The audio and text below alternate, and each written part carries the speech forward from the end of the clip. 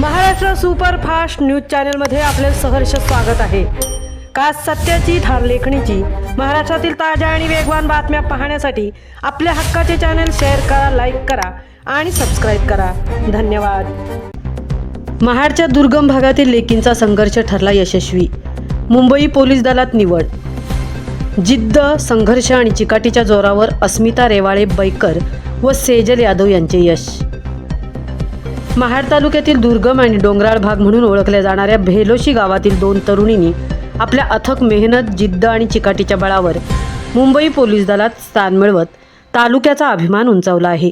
अस्मिता Siddhesh Revale Baker आणि कुमारी सेजल सुनील यादव या दोघींची Mumbai police दलात पोलीस शिपाई पदासाठी निवड झाली असून त्यांच्या या यशामुळे संपूर्ण परिसरातून त्यांच्यावर अभिनंदनाचा वर्षाव होत आहे।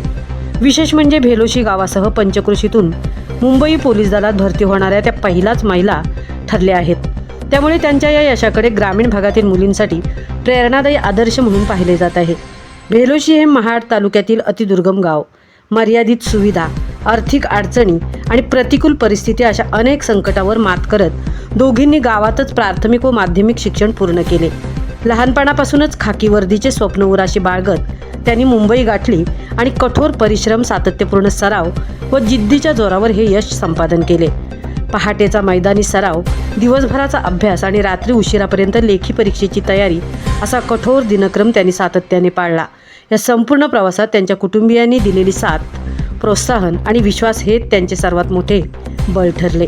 अस्मिता रेवाळे बैकर या राजू बैकर यांच्या सुकन्या, तसेच सिद्धेश रेवाळे यांच्या पत्नी आहेत, तर सेजल यादव या सुनील यादव यांच्या कन्या आहेत। मुंबईसारख्या स्पर्धात्मक वातावरणात स्वतःला सिद्ध करत त्यांनी मिळवलेले हे यश ग्रामीण भागातील युवक युवतींसाठी प्रेरणादायी ठरत आहे।